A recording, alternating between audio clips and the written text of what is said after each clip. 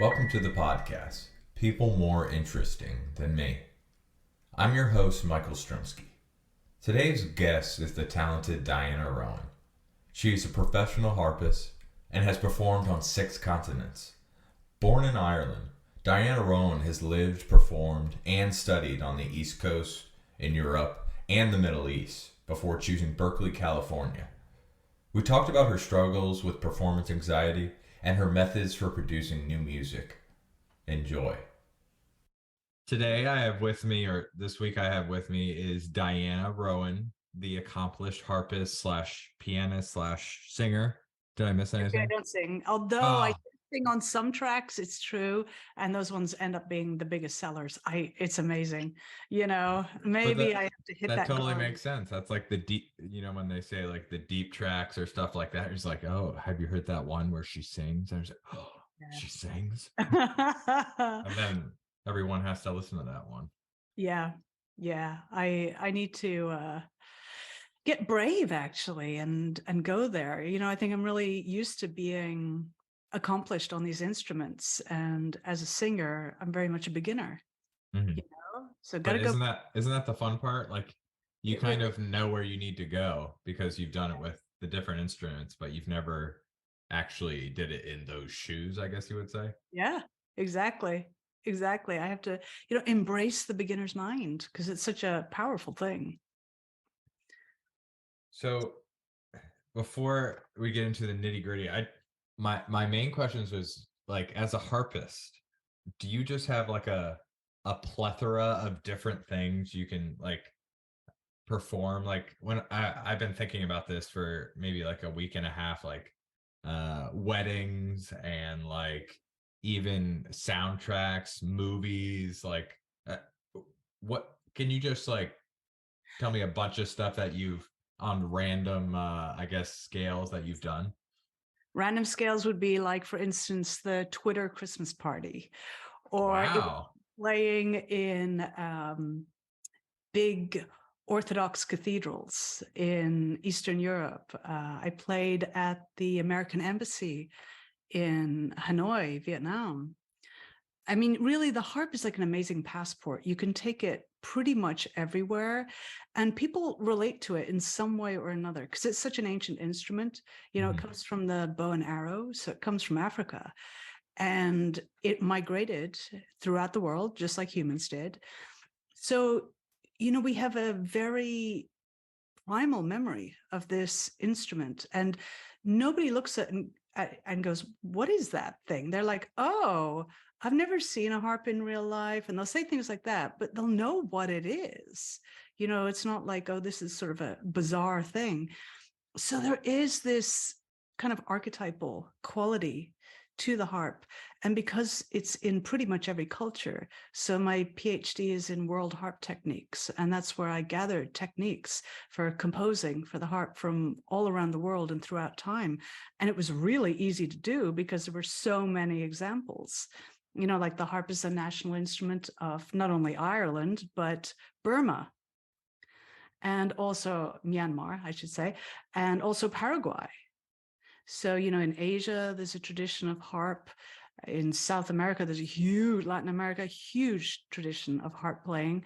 And so, you find it in everything and every genre of music as well. Like a lot of rap records actually have harp going, blink, blink, blink, blink, blink, blink. And it's actually a harp. It's synthesized, it's on a MIDI keyboard, but they chose the harp sound for it. That's the funny thing. Just to what we just talked about is, how we were saying artists like they love the songs that they do unique things on. And Yeah. we people love those rap songs where they're doing like or they have trumpets or they have like Yeah. something unorthodox. Mm-hmm. It's Yeah, just it funny. throws like a new light on it, I think, because when we get used to hearing things a certain way, we kind of tune them out. It's like if someone talks loudly all the time at you, you kind of tune them out and they don't even seem to be speaking that loudly. You just ignore them. So, same thing with music. If it's the same thing over and over again, we just become normalized to it and we don't listen as carefully. But then when suddenly, some interesting instrument comes into the picture, you're like, what's that? And your ears prick up and you start listening more again. Yeah, definitely. Uh what else I was going to say is with the harp, uh, obviously it's a very heavy instrument, but like you said, it's intricate. Uh, It's how do you? less heavy. It's less heavy than you might think. So Okay. my big harp, this one behind me, Hmm. is 27 pounds Okay. because it's hollow inside, just like a guitar. Like when you pick it up, Okay. guitar, it's actually a pretty big instrument, really. Hmm. And it's very light. People just hold the guitar and sling it over their shoulder and whatever. And in the same way, the harp is mostly hollow. Now, it's true the harp that you see in the orchestra is a bit bigger than this harp, and that can get up to 80, 90 pounds. But it's nothing like the piano. That piano sitting there is, oh my God, uh, hundreds and hundreds of pounds. I can't lift it. Like, is that one of the ones you just talked about for like the orchestra? Yeah. uh I would imagine, what is like one of the biggest audiences that you've played for before? So playing on TV, probably Uh, the biggest audiences. So I've done, TV here in the United States, in Eastern Europe, in Cyprus. When I played at the embassy in Vietnam, we ended up on TV. So TV in general, then radio would be next. So, KPFA and other good radio stations. But then when it comes to live performances, probably the biggest halls have been, for instance, the San Francisco Opera House.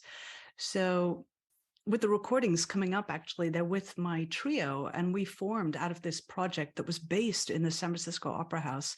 We were commissioned to create new music for a dance troupe, and the dance troupe focused on modern dance, but also very strong Persian influence. And they wanted musicians who could play classical music, Western classical music, but also Persian or Middle Eastern styles.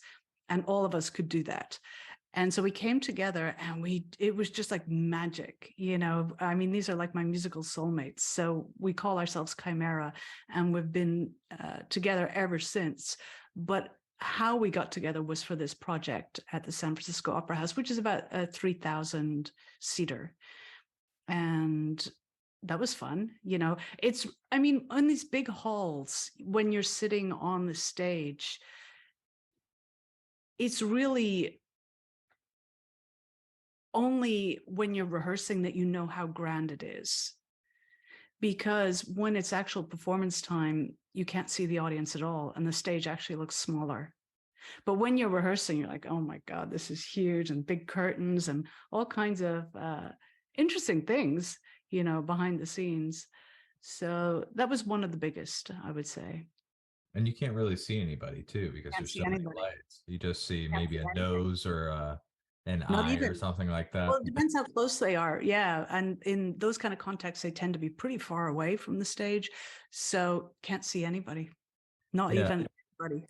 And I was looking through your own podcast. Like, I mean, you have so many like good episodes when I was looking, and Oh, one of the things I wanted to touch upon was you were talking about stage fright and being in big yes. audiences. And it's Yes. like you never think about that, like all these amazing artists like doing all these concerts in front of all these people, that they're not just good at playing or being entertainers, but they've, maybe this is not true for all of them, but they've kind of become experts at taming their fears of that, or maybe they never even had fears of that. You're totally right. It's very, very rare that someone does not have stage fright of some sort. I have known a few people who really were born with zero stage fright, and they love being on stage. They feel most alive when they're on stage. And kind of unfortunately for me, two of those people, I grew up with them in high school. And so they were kind of my reference point, whereas I had horrible stage fright. And I thought there was something terribly wrong with me because they had none. I mean, they could not wait to be on stage and feel totally alive. And for some of them, they did super, super high pressure stuff. Like one of them did Eurovision several times, which is this huge European song contest, and it's live and it's televised to millions of people, and it's a competition on top of it. I mean, I'm just sweating even thinking about it still.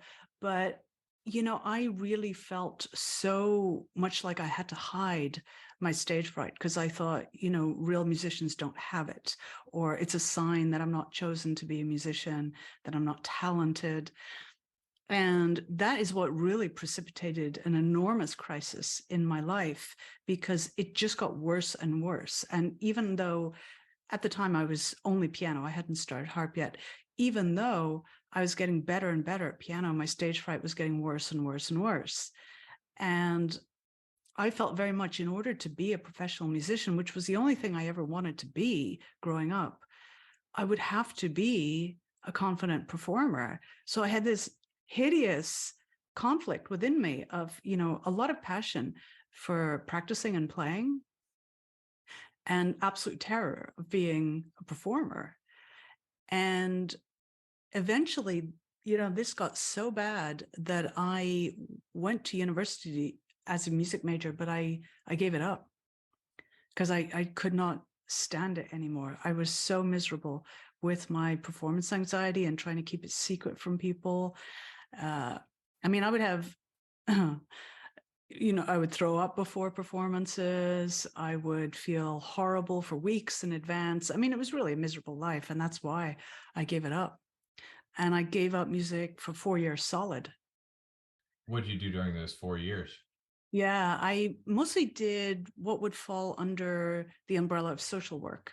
So Okay. I've always been very interested in psychology and in people living their full potential. I grew up all over the world. I was born in Ireland, in Dublin. And then when I was 5, we started moving around to a lot of different countries because my dad became a diplomat for the Irish government.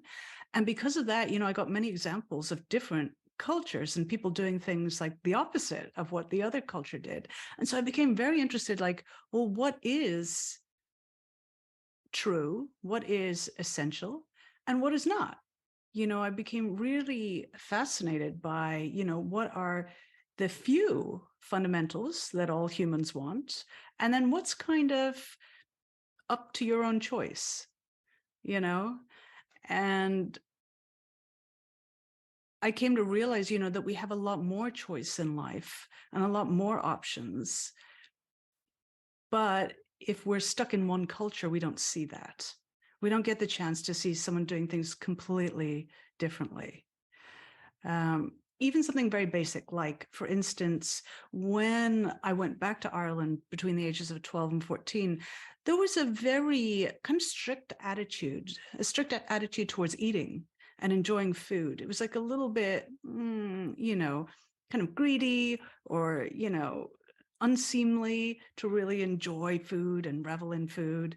And at the time, Irish cooking wasn't that revered. It has come a long way and there's a lot going on now. But at the time, there was this almost like shameful attitude towards enjoying yourself. And then right after that, at 14, I went to live in Cyprus, which is a Greek culture, and they're all about the food. They want to talk about the food. They want to sit around and eat for 4 hours solid, talking to their friends and just having a great time. And I was like, wow, this is completely the opposite. What a different attitude towards pleasure, towards appreciating what the earth has. Fair enough, in Cyprus, everything grows. They can get everything, whereas, in Ireland, it's not the same weather. But even, little things like that, they seem little, but they are quite huge. So I became very interested about, what are the choices that people have and what are the limits that we put on ourselves, and also what's the limit the culture puts on us.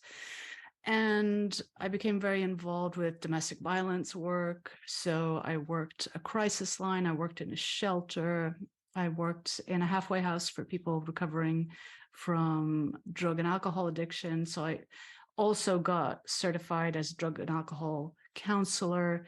I worked at the Berkeley Free Clinic, which is an amazing outfit that I think started in the 60s and literally is free. And people come in and, in the American healthcare system, that's not that usual.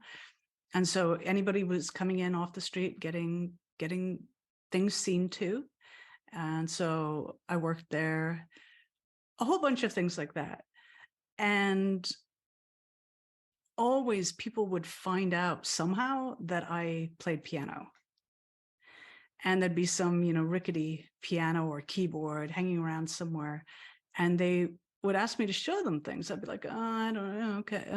And so I would show them, and this dignity would come over them and they would feel their power. And I was like, wow, watching them being so happy with playing, they're the ones who reminded me what I had totally lost touch with. I had absolutely lost touch with why I was playing at all. And so these people were really educating me in that joy and that inspiration. So weirdly enough, even though I was supposed to be helping them, they were helping me, not even realizing it. And I would see that it was this incredible medicine for people to engage, in this case in music, but I believe in creativity in general, does this same thing. And I've had amazing experiences, such as, working in Children's Hospital Oakland for a number of years, and then a bunch of other hospitals for 15 years total, where I would go in and play in wards, play in bedside, be privy to the most powerful experiences. I mean, I remember someone was dying on the ward and they asked me to go in and play. The daughter was holding the hand of the father who was dying, and he was having, the death rattles. So he was making these sounds, and she wanted me to play. And I was like, okay. I played very, very quietly. And, at this point he was unconscious, and she was holding his hand and saying, thank you, thank you, thank you, like over and over. It makes me cry. And I was like, what a miracle that I'm here privy to this moment in time, and I could feel like the air was thick with presence. And oh yeah, all those experiences where I was doing music as service, they reminded me of my own passion for my art. Mhm. And that, funnily enough, that turns around to when you're actually creating it, you have the confidence to say exactly what you want in your art. And it's not service. It's whatever you want to say. Whether people like it or not, that's your art. But you also had that confidence because you can switch into service mode and really be there for people, creating an atmosphere, a container where I just feel so privileged to be able to offer that container where they feel safe enough to go there and feel those feelings. I was going to bring up the fact that when I think of harp, I think of something soothing, like Yeah. something that would, like a lullaby. Yeah. And I've never thought of it as, I actually kind of want to look it up after this, but Mm-hmm. something that's like really like, I don't know why I think this, just because I like Greek mythology, but basically like Hades coming up from the Yeah. underworld and getting Yeah. Persephone. That's what I would see, like a mean harp coming in. Yeah. I have a song I wrote that is about that. It's called The Rhapsodist, and the Oh, Rhapsodists were all the epic poets. okay, So I'll send you that track. And okay, that one I'm doing a lot of clangy, crazy stuff on the harp and okay. twanging the strings. It's Like very I can't even think of like any instances where I've heard like a I don't know, a demonic harp. You know what I yeah, mean? it happens. I'll send you some tracks that I Okay, that have. sounds good. Yeah. Um, so we talked about the stage fright.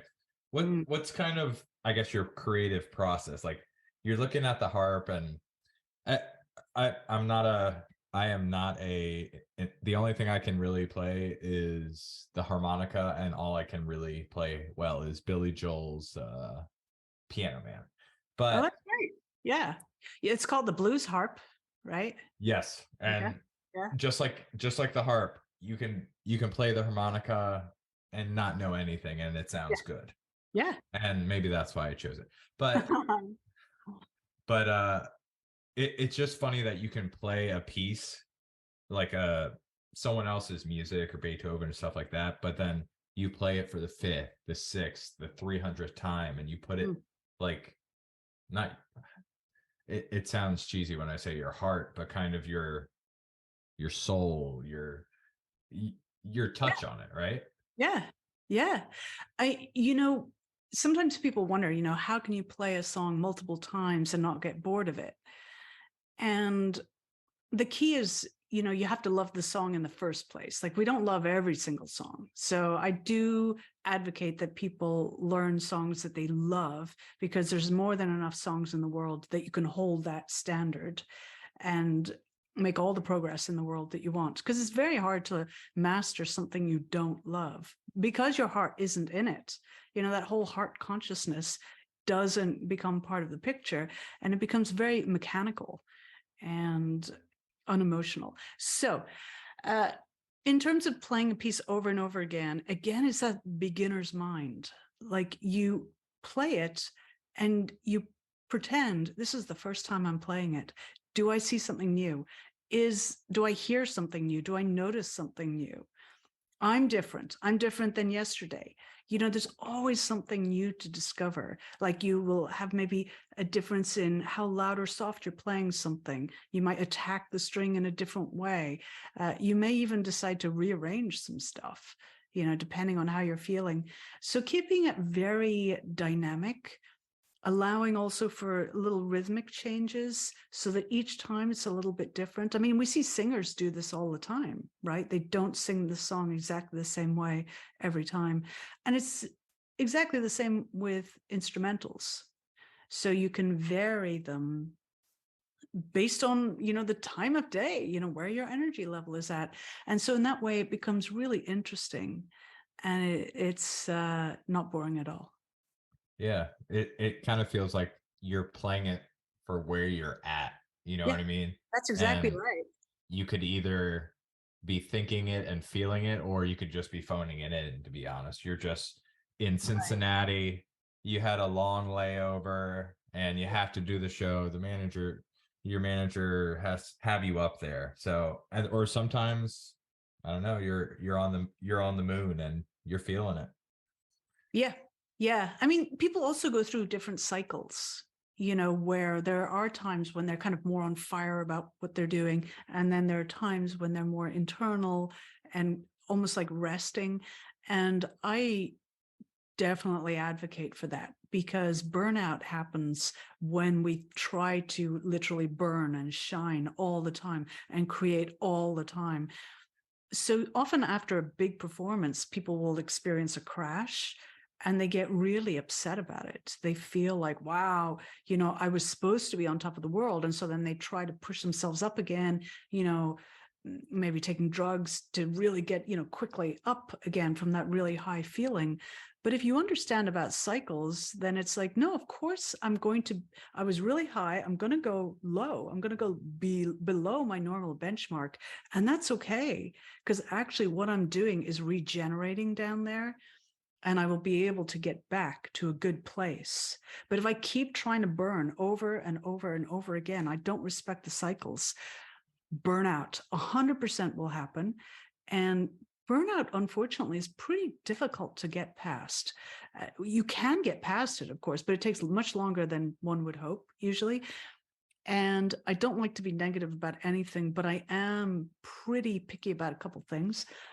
One is avoiding burnout, because it's so toxic. And the other one is avoiding injury when you're a musician, or whatever physical activity you're doing. Because both of those can be avoided. So I'm pretty picky about those, but pretty open about everything else. Before I forget this one, do you have any superstitions before you go on in a big show with big audience or anything like that? No, I don't. I don't. No. I practice centering. Okay. So I'm pretty, I guess, religious about centering. And if it was the only thing I would be allowed to teach, that would be it. And I could live with that, because I feel like when people know how to center, how to come back to themselves, then they access incredible power and agency and confidence. And they also have the resilience to be able to deal with whatever happens. Like, if you're going to perform a concert, I can guarantee you 99.999% you are going to make a mistake somewhere. It's just going to happen. And probably nobody will even notice. And even if they did, they don't care. But when you're the one doing it, people we get upset about it. So when you center, you really put things like mistakes into perspective, and it's just not a big deal. And so then you can really show up and really give it. If you're trying to be careful to not make mistakes, you can't really open up the same way. And honestly, people oftentimes love you for making mistakes. They don't want you to be perfect. They admire it for a little while, but then it's very tiresome to think someone's perfect, and we don't relate to them at all. And instead, we want to see what's life like. That's what we're doing with our art, is saying, look, this is what I think about life right now. This is my understanding of life at this moment. Do you feel this way? Maybe we can think about this together. It's really that, rather than here's my statement and I sign it and I leave. You were telling me earlier on about how you're getting back into your, I guess, your music making, Yeah. trying to throw some stuff on Spotify. What was it like, I guess, getting the creative motors starting on brand new music? It was fabulous because it came out of that project that I spoke about with the Persian and classical hybrid. And, we've been together for 6 years. So every Monday night, we would get together, and our only agenda was to enjoy creating and rehearsing together. We're all professional musicians, and, playing weddings, teaching, all the good stuff. But we wanted something that was 100% just for us, like 100% like our sacred zone, that we could do whatever we wanted without concern about whether it would be popular or people would like it, because we already have enough of that in our lives, where we're playing songs that people are asking us to play. We're teaching people music that they want to learn, which is all good and appropriate. But we wanted something, that's just completely for us, to keep our creative fires 100% going. And then weirdly enough, neighbors would hear us, or my friends would hear us, and would do a little house concert, and everybody would go completely crazy about our music. And we're like, this is so funny, because we're doing exactly just what we want. And it's not like we don't care what people think, but that is not part of the equation. And weirdly enough, people respond to it the most of any music I've ever created. I mean, it's really quite an eye-opening experience. The way you just described it, I was never part of this, and not the good era, but like the cliche, like, teenage band, they're Yeah. in there in their garage just jamming, and like Yeah. I don't care what they think, we're gonna play our music our way. Exactly. And Exactly. And when you become, professional or grown up or adult, there's not much of a venue to literally play like that, to play around and have zero agenda, and we're not trying to monetize it, not anything. But, after all these years, we're like, God, this is some good stuff. And we're like, why don't we just release it? Why not? And it was not even my idea to start the releases. It was the other two in the trio who were really, more excited about it. But I felt like, we're safe. We're not going to lose our purpose and our mission, because we're not attached to the reaction to our music. But I have to say, I have been sharing the premixes with my friends and my students, and it's almost like a Rorschach test on people. Their reactions are so different to the music, and like even the same song. So for example, there's one piece, we call it Heart Chamber, and we had felt like, oh, it's like really in outer space and someone's floating, and then you know, it gets cut and he's floating out further. It was kind of like lonely and, you know, and one of my very good friends who's a musician wrote to me and she was like, this is like a warm blanket. This is just like love. This is all about connection. I'm like, literally, we were talking about a guy out in outer space with like no connection to anything, complete opposite. But I love that, you know, that we're getting such different reactions because the music is quite unusual, I would say. And you can't pin it down to a particular genre, or there's no cues as to, oh, this is what you should feel, you know, because we just did it spontaneously. All the recordings, the first 6 recordings that are coming out are 100% improvised. And I know that sounds kind of dreadful because sometimes, you know, that can meander on, but we really got in the zone and it just downloaded like that. I think that's more of a thing these days because I had what's his name, Eric Hutchinson on, I don't know, like maybe like 20 episodes ago, and he just did an album called Sing Along, which is like live recording that they just pushed out on an album as well. Yeah, So maybe like people are getting tired of auto tune and like for sure. I think and people are very tired of inauthenticity. And just like we were talking about, nobody wants to actually see the perfect. They, you know, they like it yeah, for a minute the and then grit. yeah, they want to see they want to see how the sausage is made. They want to see real life. They want to see signs of vitality and paradox and reflections of what life actually is. It is not this cookie cutter thing. And if you experience art that's just trying to say, here's the cookie cutter vision of what's going on, you're like, that is absolutely not my reality, you know? So then you Yeah. don't feel anything from that particular piece of art. Yeah. I mean, who wants something that's like we were talking about playing the songs over and over again. You don't want you don't want the perfect song. That sounds like something it's like the new computer generated art. It Mhm. that's not true. That actually looks fascinating to me.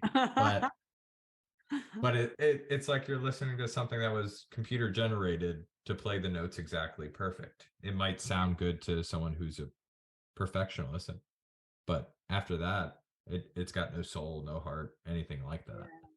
Yeah, Um, yeah. so to look towards the future a little, where do you see yourself in 5 years?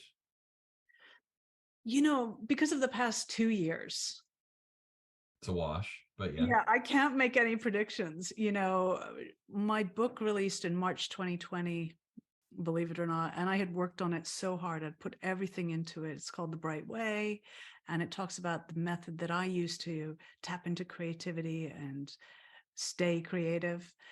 And this is what I teach. I, you know, have a membership where this is what they do, 2 memberships actually. And, you know, I'm just 100% on fire about it. And I had a book tour, I had a week-long workshop at a mega set up, I had all kinds of things, and it all fell apart.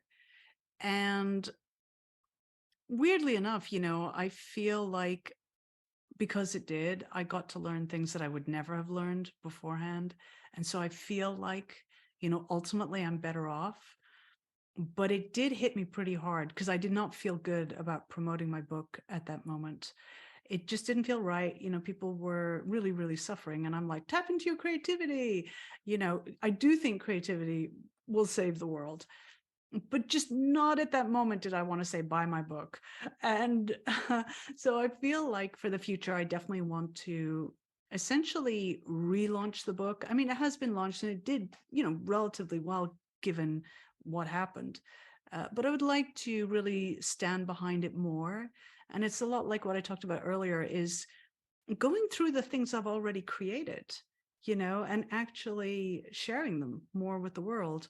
I mean, all my music is on Spotify and everything, you know, and I get these little royalty checks, you know, and but I feel like I've not really wanted to promote it. And I think part of it, to tell you the absolute truth, was being afraid of negative feedback. Hmm. I mean, I can hardly even believe I'm saying this, given this is exactly what I teach people to deal with.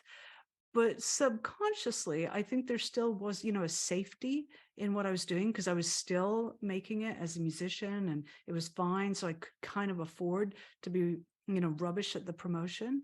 And then I realized, no, you're really letting yourself down. And, this music could go much wider and I would like it to. And yeah, the fact is people will push back. I mean, I think we met on a Reddit Ask Me Anything.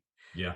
Literally someone on that, I don't know if any swearing is allowed on the podcast, but they call me a cult leader and stuff like that, but because I've taught for so long, I had, more of an eye rolling response rather than, am I really a cult leader? I mean, of course I'm not. I told my students about this and they were like, we want to get all t-shirts that say that, and we'll each be, this beep cult leader. Anyway, so I want to, go into my back catalog and really make the most of it. I think I've had a pattern of creating a lot of things. And then as soon as I create it, I switch gear and do another huge project. And I don't really do the full cycle with the things that I have made. So that's a big deal for me. And I think the reason that I would just go into something else, it was partly to avoid feedback. Yeah. I mean, what that sounds like to me is you're literally putting something, a piece of yourself out there, and then uh, you're just allowing it to, I don't know, people not vote on it, but basically see what the world thinks monetarily, vote wise, listens. Yeah, right. Exactly. And I think, yeah, I have finally come to a place where I am less attached to that. And I can honestly say it. Of course, I would love it if everybody loves whatever I do, but I would also be really suspicious if that was the case. I mean, how is that even possible? People are so different. And, I do wear my heart on my sleeve when it comes to my art. And there are definitely going to be people who don't like it because, like the more authentic you are, the more the right people come to you and are drawn to you, but also the more people are repelled by what you say. And that is appropriate. That is what should happen. I think it's a little bit also of a crowd control situation. So you don't get into this culty type thing, where everybody's agreeing with one person. And, that leads to all kinds of problems. Yeah. Yeah. And so then in terms of brand new stuff, these upcoming singles releases with my trio Chimera, really excited about those. And then I want to open a new membership for harp players. I have a membership around my book, which is where I teach people my method. And I love that. That's 7 years old now. But it's a big ask, my system has 5 steps and each of them is deep. I mean, the first one is defining your purpose, tapping into your purpose in life. And it's actually surprisingly easy to do that, but you do have to go back into childhood and remember, what was it that you were really drawn to? What did you get lost in? Because right there are clues as to what is your purpose, your message in this lifetime. And it's always a very universal purpose. I want to emphasize it's never like my purpose is to be a harpist, so my purpose is I create in order to come back to my true self. So in that way, I can do other things and I'm still living my purpose. It's not like only the harp is going to do that for me. So this other membership, I want to just teach a lot about harp techniques and things that you can do, interesting things on the harp, because it is extremely diverse. And like you said, most people think of it as, tea at the Ritz or lullabies. And it does that beautifully, both those things beautifully, but there's also huge capacity for expression on the harp. And yeah, I want to create a membership around that, because that will also address people who aren't necessarily wanting to go on a big spiritual journey with their creativity, which is the other stuff that I do, but they want to learn cool techniques and have a nice time on the harp. Great. So that's something as well. So yeah, and just, promoting my book more, because I didn't feel comfortable at all when it came out. Kind of buy my thing, Yeah. Yeah, it sounds like a busy 5 years. Oh, Yeah. did you actually play harp at Tiffany's? I've never been to Tiffany's, but obviously I knew. No, I haven't actually. I Oh, do didn't. you mean at the Ritz? Sorry, at the. Yes, I have. I've Okay. played harp at the Ritz, yeah. Okay. I didn't know if that was a thing or not. See, A I'm not. friend of mine, yeah, does it pretty much every weekday. She does high tea. Okay. Hmm, Yeah, she's a wonderful, wonderful that's harpist. nice. I'll put on one day I'll put on a suit and just walk in there so they don't kick me out Yeah, for. very fun. Yeah, a lot of Ritzes still do that. The That whole is high. nice. That's. Yeah. There was one thing though I wanted to follow up on, and that was, in terms of how I dealt with my stage fright. I did get inspired by all those people who were, coming alive through music. And so I decided to rent a piano for myself again and just play for myself. And then I was really enjoying it. My roommates could hear it, and they were asking me to teach them things. And then I thought, well, I could teach people music. I don't have to perform. So I started teaching. And a lot of the people I started with were much older than me. And they were really nervous. Their hands would be shaking. And I'd be like, I'm 24 years old, 23 years old, and you're scared of me. Oh my goodness, not scared of me, but you're scared in this situation. I was like, my God, maybe this stage fright thing is more common than I thought. And so then I called up a piano teacher and I said, listen, I'm an advanced pianist, but I have horrible stage fright and I gave up the piano. Can you help me? And she's like, well, my studio is full, but your case intrigues me. And she took me on and really, really helped me, because I went in there with transparency. I told her I have horrible stage fright. And so she started helping me to understand how to learn better, because I've been learning actually in a very haphazard manner. So that's kind of a detailed discussion. I won't go into too much, but she helped me with that piece. And she encouraged me to go back and get a master's degree in classical piano. And I did in classical piano performance. And I made myself go for performance rather than pedagogy, because I knew I had to be exposed to performing over and over and over again. I had to normalize it. So in the midst of that, I was also on a deep spiritual journey, no particular religion, but really coming deep inside myself and understanding, why am I playing?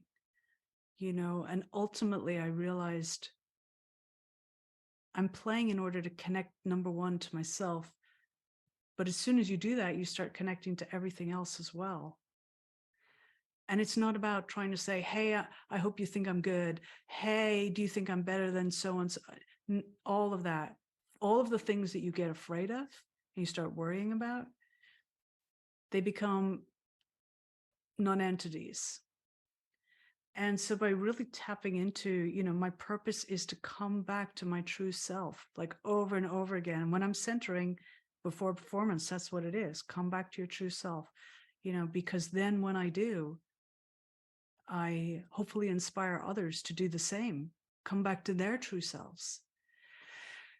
So it was a combination of all these different things that got me through performance anxiety, where I got to learn how to manage that energy instead of letting it just completely spiral out of control.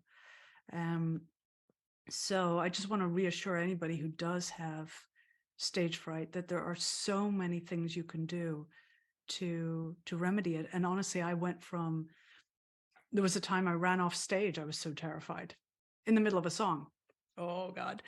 And going from that to performing on live on TV, and feeling fine about it.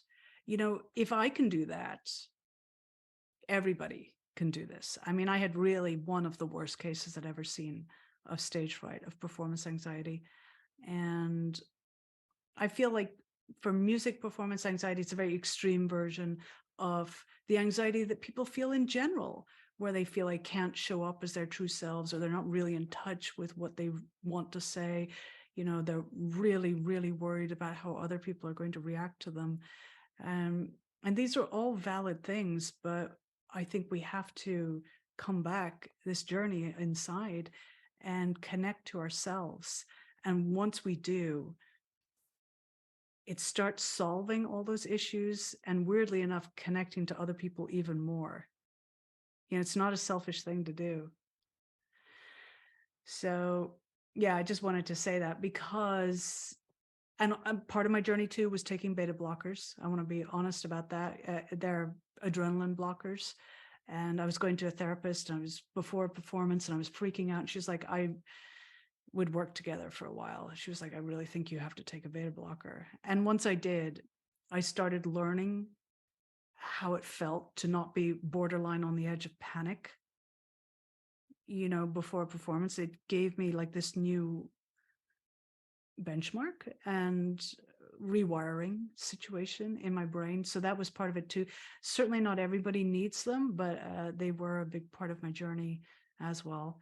And honestly, they're very, very common. Many musicians take them, and there's some shame around that. And I wish there wasn't, because it really, really helped me out. It gave me a model of what it could possibly feel like to not be just absolutely on the edge of out of control before going on stage.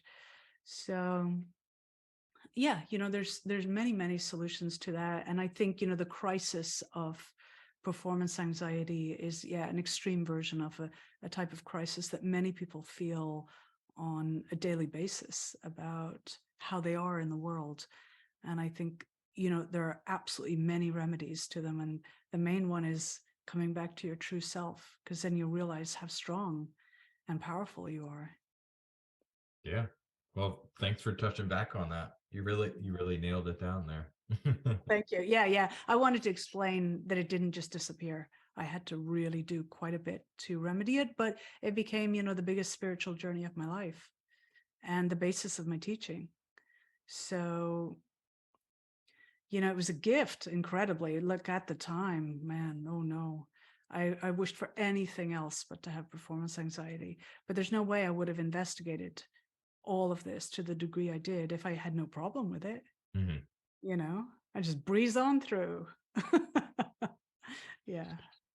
Okay, the final two-part question. Okay. What is something that your parents did that you'd like to pass on to the next generation? And what is something you try to avoid? So my parents never held me back in any way. They are total fans of the arts. They think the arts are fantastic. And when I was like, I want to be a musician, they were like, great. This is wonderful. I mean, there was never any pushback, or do you think you can make a living at that?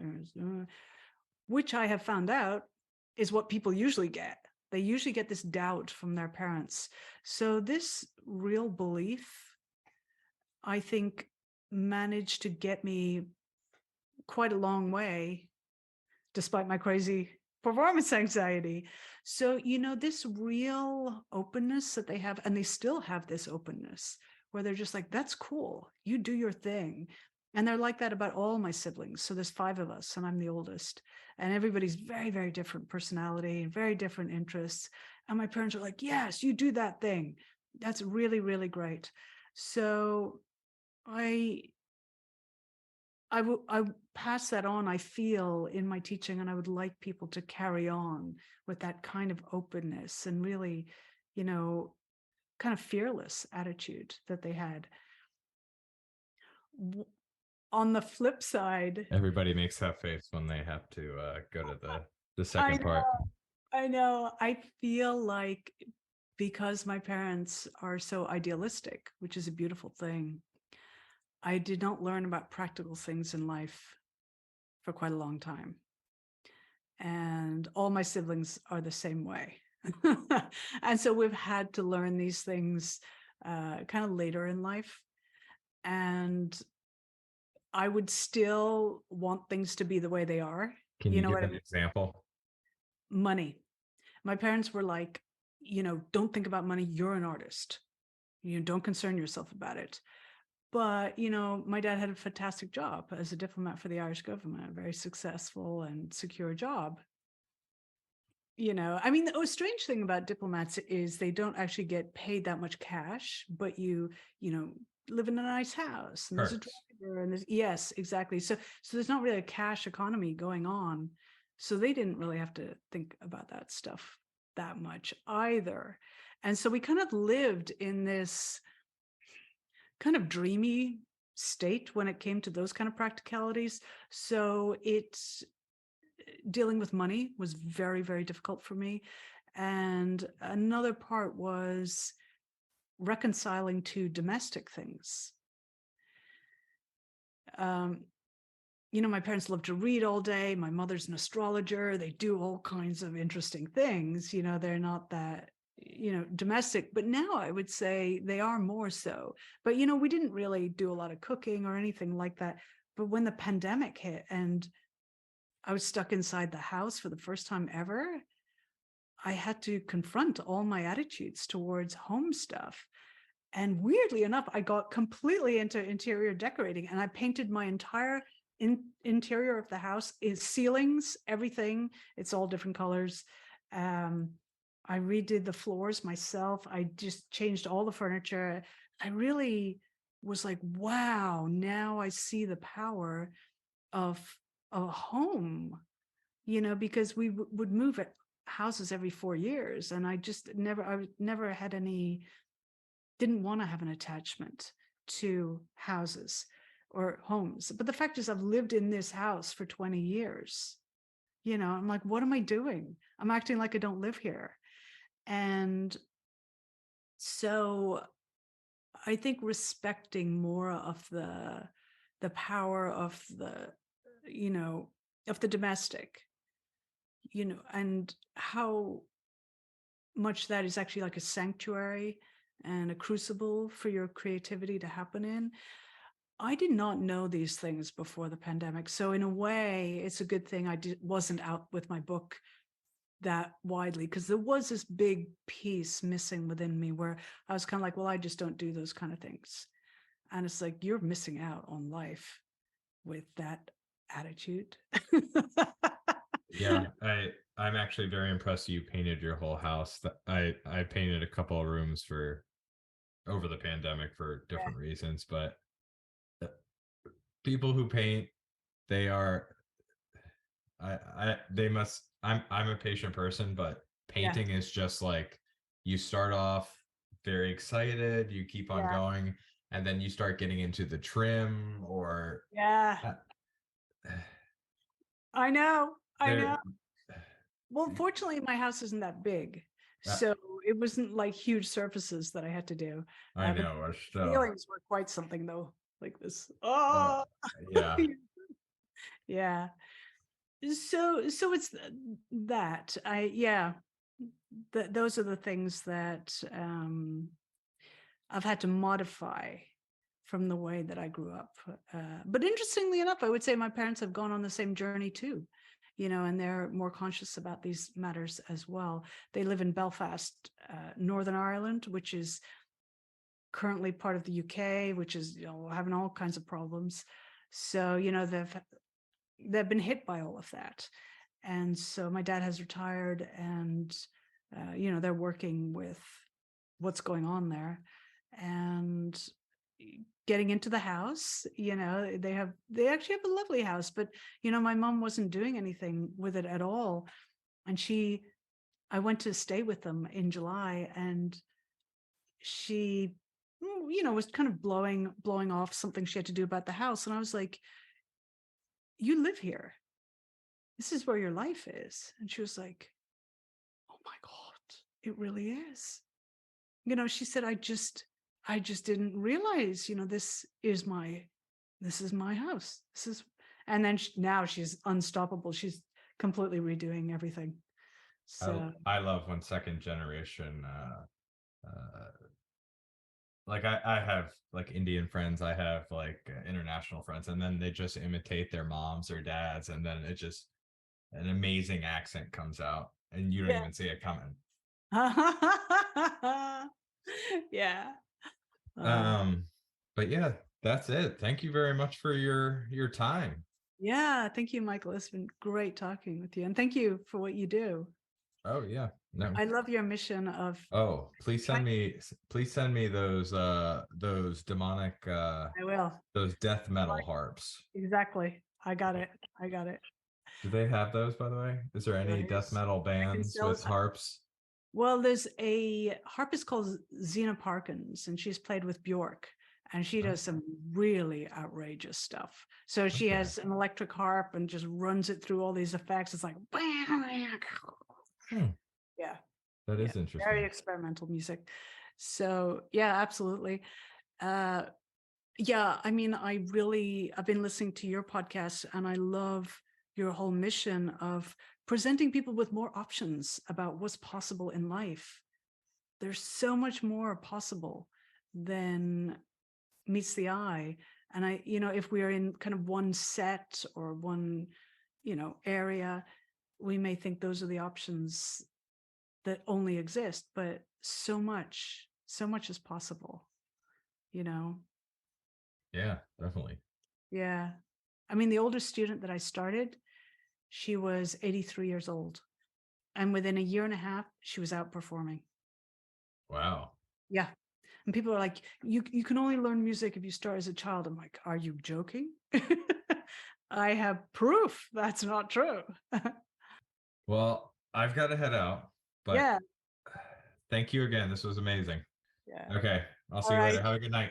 Yep. You too. Bye. If you like this week's episode of People More Interesting Than Me, please follow me on Apple Podcasts so you won't miss out on more episodes like these.